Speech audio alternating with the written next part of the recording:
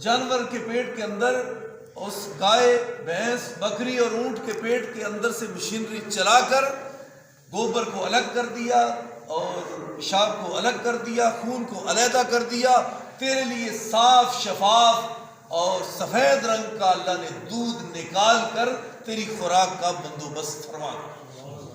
فرمایا وَإِنَّ لَكُمْ فِي الْأَنْعَامِ لَعِبْرَةً، ان چوپاؤں میں تمہارے لیے نصیحت ہے۔ نُسْقِيكُم مِّمَّا فِي بُطُونِهِ مِن بَيْنِ فَرْثٍ وَدَمٍ لَبَنًا خَالِصًا، بالکل خالص دودھ نکالا اللہ نے۔ اللہ نے تو خالص دیا، تم نے خالص رہنے نہ دیا۔ رب نے تو تمہیں دیا خالص، تم نے اس کو خالص بنا دیا۔ اس لیے آپ نے فرمایا من غش فلیس منا، جس نے بھی ملاوٹ کی وہ ہم میں سے نہیں۔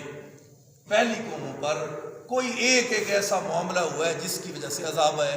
کسی نے ناپ تول میں کمی کی تو عذاب آ گیا، کسی نے کوئی ایسی بدکاری کی تو عذاب آ گیا، کسی نے کوئی جرم کیا تو عذاب آ گیا۔ لیکن اس قوم کے اندر ذرا دیکھو، وہ سارے جرائم جو آ چکے، سارے پہلے جرائم، تو اللہ کی رحمت ہی ہے جس اللہ نے ہم کو ابھی مہلت دی، شاید میرا بندہ سمجھ جائے، آج نہ کل سمجھ جائے، پھر سمجھ جائے۔ اور جو بندے ایسی ملاوٹ کرتے ہیں اللہ تعالیٰ پھر ایسا نقصان کرتا ہے، آئے دن کوئی نہ کوئی 4-5 لاکھ کا کوئی ڈنگر ہی مر جاتا ہے، کوئی اور گھر میں نقصان ہو جاتا ہے، کوئی بیمار ہو جاتا ہے۔ وہ تیرے 10-10 20-20 50-50 اکٹھے کیے ہوئے کس کام، جب تیرا لاکھ روپے یکدم ضائع ہو جائے، پھر بھی تو نہ سمجھے۔ یہ تو ہے دنیا میں عذاب کی شکل اور قسط، اور جو آخرت میں وہ ابھی باقی ہے، وہ ابھی باقی ہے۔ جو قبر میں سزا ملنی ہے، آخرت میں ملنی ہے، وہ تو باقی ہے، وہ تو عذاب بہت بڑا ہے۔ یہ تو تیرا دنیا میں نقصان ہو گیا، لیکن سمجھو کچھ کبھی بھی ایسا کام نہیں کرنا۔ پھر بندہ سوچتا ہے اور اس بندے کو پتا ہے کہ میرا کیا گناہ ہے جس کی وجہ سے یہ سزا ملی۔ اللہ نے فرمایا میں تو ظلم نہیں کرتا تم پر، میں نہیں ظلم کرتا کسی انسان پر۔ اللہ یہ وجہ کیا ہے، کیوں ہوا میرا نقصان؟ فرمایا ظہر الفساد فی البر والبحر بما کسبت ایدی الناس، یہ جو تیرے ہاتھ ہیں، ان ہاتھوں کی کمائی ہے جو تیرا نقصان، تو نے اپنے ہاتھ سے یہ کمائی کی ہے غلط، تو تیرا نقصان ہوا۔ تو لہذا یہ بچنا چاہیے۔ ہاں کسی اللہ کے نیک بندے پہ بھی بیماری آ سکتی ہے، بہت زیادہ متقی پرہیزگار مسلمان پکا سچا، اس پہ آئی تو اس کا کیا ہے؟ اللہ کے نبی نے فرمایا ایسا مومن چلتا پھرتا جب اس پہ کوئی آزمائش آتی ہے اللہ اس کے باقی گناہ بھی صاف کر دے۔ مختلف کنڈیشن ہے نا، نافرمان کی اور کیفیت ہے اور نیک بندے کی اور کیفیت ہے۔ اس لیے اللہ نے یہ ہمارے لیے خالص دودھ نکالا، جانور کے پیٹ میں سے آسانی سے حلق سے گزر جاتا ہے، اور دودھ ایک مکمل خالص ٹھوس غذا ہے۔ یہ نہ ہو کہ دودھ بھی ساتھ پی لو، ساتھ کھانے بھی کھاتے جاؤ، کسی کا کوئی فائدہ نہیں ہوگا، نہ دودھ کا ہوگا، نہ کسی غذا کا ہوگا، نہ گوشت کا ہوگا۔ دودھ ایک ٹائم میں آپ نے پینا ہے، یہ حکمت کی بات بتا رہا ہوں آپ کو۔ دودھ جب پینا ہے گلاس دودھ کا، پھر روٹی نہ کھائیں، کھانا نہ کھائیں، انشاءاللہ وہ تیرے پیٹ میں جا کے سونا بنے گا۔ اور اگر تو کہ گوشت بھی کھا لے، وہ بھی آ جائے، یہ بھی آ جائے، دودھ بھی، کوئی فائدہ نہیں کسی چیز کا، بس سب ردی کی ٹوکری ہے۔ اس لیے دودھ پینا ہے تو پھر کھانا وغیرہ کی ضرورت نہیں، دودھ تیری مکمل غذا، اللہ نے اس کو ایسا بنا دیا۔ وَمِن ثَمَرَاتِ النَّخِيلِ وَالْأَعْنَابِ، اور پھلوں میں سے کھجور اور انگور، تَتَّخِذُونَ مِنْهُ سَكَرًا، اس میں سے تم شراب تراش کرتے ہو۔ یہ صورت مکی ہے، اس وقت ابھی شراب کے بارے میں حرمت کا اعلان نہیں ہوا تھا، ناپسندیدگی کا اظہار ہو رہا ہے۔ اللہ نے فرمایا کھجور ہے اور اس میں سے انگور ہے، تم اس میں سے مشروب تیار کرتے ہو، شراب بناتے ہو۔ یہ نہیں اللہ نے کہا کہ بڑی اچھی چیز تم بناتے ہو، فرمایا یہ بناتے ہو۔ اور آگے کیا فرمایا؟ نمبر 2 وَرِزْقًا حَسَنًا، اور بہت اچھا رزق۔ رزق کو رب نے اچھا کہا ہے، پھلوں والا وہ بھی رزق ہے، گندم، چاول اور دیگر چیزیں، سبزی، یہ بہت اچھا رزق ہے۔ لیکن اللہ تعالیٰ نے پھر بتدریج مکہ مکرمہ سے جب مدینہ میں گئے تو مکمل ہی رب نے فرمایا بھی شراب مکمل حرام ہے تم پر۔ جب اللہ نے حرام کہہ دی، صحابہ نے پھر اس کو دوبارہ منہ لگایا، بلکہ پلٹ کے دیکھا تک نہیں، مٹکے اٹھا کے مدینے کے بازاروں میں پھینکے جیسے سیلاب آ گئے۔ کسی کے گھر میں کوئی شراب کا مٹکا نہیں۔ مکی صورت ہے، اس میں اللہ نے فرمایا یہ بھی تمہارے لیے ہے۔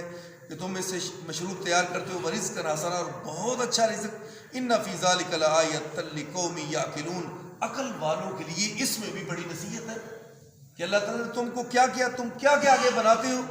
وَأَوْحَىٰ رَبُّكَ إِلَى النَّحْلِ، اللہ نے پھر جو شہد کی مکھی ہے اس کی طرف اللہ تعالیٰ نے پھر اس کے دل میں یہ بات ڈالی، اللہ نے اس کے دل میں یہ پیغام ڈالا، اللہ تعالیٰ نے اس کے ذہن میں یہ بات کہ اے شہد کی مکھی چل پھر نکل دور دراز۔ وَأَوْحَىٰ رَبُّكَ إِلَى النَّحْلِ، سورت کا نام بھی النحل ہے اور اس میں وہ النحل کا ذکر بھی آ گیا۔ نحل کس کو کہتے ہیں؟ مکھی کو، جو شہد کی مکھی دور دراز میں تمہارے لیے جا کے پھلوں کا رس لے کے آتی ہے، اتنا سفر کرتی ہے اور لا کے ایک چھتا تیار کرتی ہے۔ وَأَوْحَىٰ رَبُّكَ إِلَى النَّحْلِ أَنِ اتَّخِذِي مِنَ الْجِبَالِ، اللہ نے اس کے دل میں بات ڈالی، اس طرح کر پہاڑوں میں اپنے گھر بنا، درختوں پہ اپنے گھر بنا، وَمِمَّا يَعْرِشُونَ، جو اونچی اونچی عمارتیں ہیں وہاں جا کے اپنا چھتا بنا۔ اس نے بڑی محنت کی، بڑا قیمتی چھتا بنایا جس میں کوئی شگاف نہیں، کوئی کسی قسم کا رکھنا نہیں، چھتا بنایا تو بڑا مضبوط چھتا بنایا۔ جب گھر بنایا پھر رب نے کہا نکل اب دور، وہ جس راستے سے جاتی ہے اپنی خوراک طرح طرح سے پھل پھولوں سے کھینچ کر پیٹ میں جمع کرتی ہے، پھر اس راستے سے ہی واپس آتی ہے، واپس آ کے پھر چھتے میں بیٹھتی ہے، وہ ساری خوراک جمع کی ہوئی وہ چھتے میں جمع کر دیتی ہے۔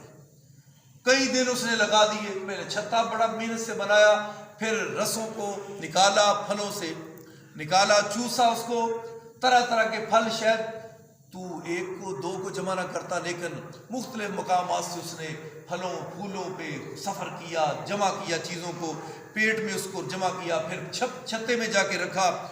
اور اونچی اونچی عمارتیں ہیں، درخت ہیں، پہاڑ ہیں، پھر اللہ نے کیسی عقل دی ہے، ایک مکھی شہد کی ہے، ایک مکھی دوسری ہے جو ہمارے معمولات میں پھرتی ہے، یہ بیماری والی ہے، وہ شفا والی ہے۔ ایک مکھی، مومن کی مثال بھی یہ ہے، مومن کی مثال شہد کی مکھی کسی ہے، اور برا فاسق فاجر مشرک بے ایمان گندا نافرمان اس کی مثال وہ گندی مکھی کی مثال ہے۔ وہ گندی مکھی وہ وبا پھیلاتی ہے، یہ شفا پھیلاتی ہے، اس کے پیٹ میں سے جو نکلتا ہے وہ میرے تیرے لیے وہ شفا ہے۔ ہاں شہد یہ مکمل تمام بیماریوں کی شفا نہیں، کچھ مخصوص بیماریاں ہیں جن کے لیے یہ شہد جو ہے یہ شفا کے طور پہ کام آتا ہے۔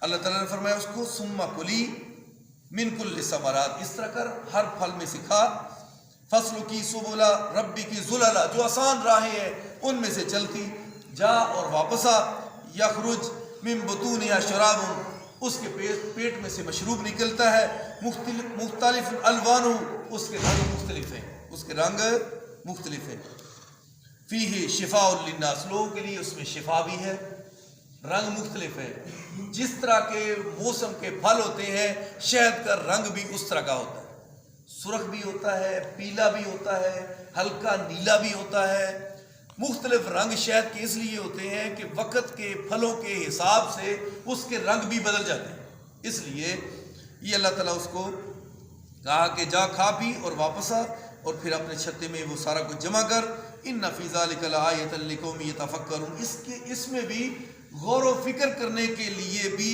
قوموں کے لیے بہت نصیحتیں ہیں، بہت زیادہ۔ یہ اللہ تعالیٰ نے تیرے لیے، آپ علیہ الصلوۃ والسلام کو شہد بھی پسند تھا، آپ کو شہد بھی پسند، اور حلوہ یعنی میٹھی چیز ہے وہ بھی آپ علیہ الصلوۃ والسلام کو پسند تھی، نبی علیہ الصلوۃ والسلام کو۔ صحیح بخاری کے اندر یہ حدیث موجود ہے، آپ نے فرمایا 3 چیزوں میں تمہارے لیے شفا ہے، ایک تو سینگی لگوانا، سینگی سمجھتے پچھنے لگوانا، جو مرض تیرا کسی دوائی سے حل نہیں ہوتا وہ سینگی سے پچھنے لگوانے سے حل ہو جاتا ہے۔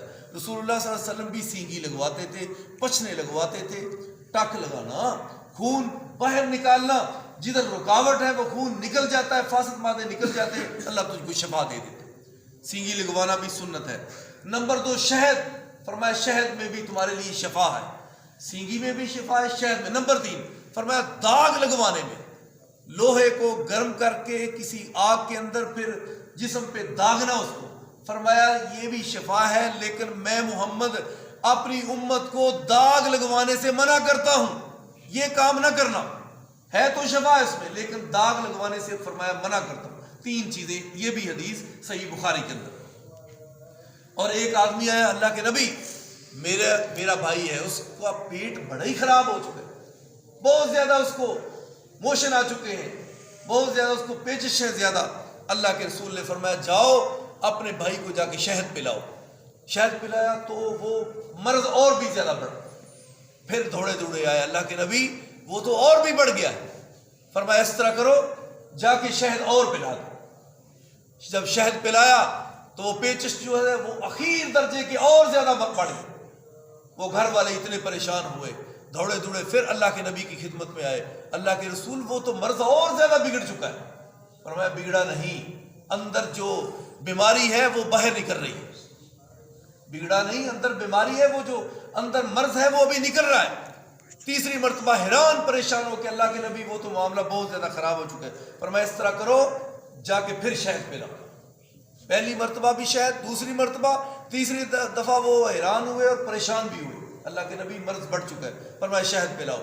تیسری مرتبہ جب شہد پلایا گیا، اس آدمی کو اللہ نے مکمل شفا یاب کر۔ فرمایا آپ نے ایک اور بات فرمایا، تیرے بھائی کا پیٹ تو جھوٹا ہو سکتا ہے، فرمایا جو میں کہہ رہا ہوں وہ بالکل سچ ہے، اللہ کا وعدہ، اللہ کی کلام سچی ہے، تیرے بھائی کا پیٹ جھوٹا ہے۔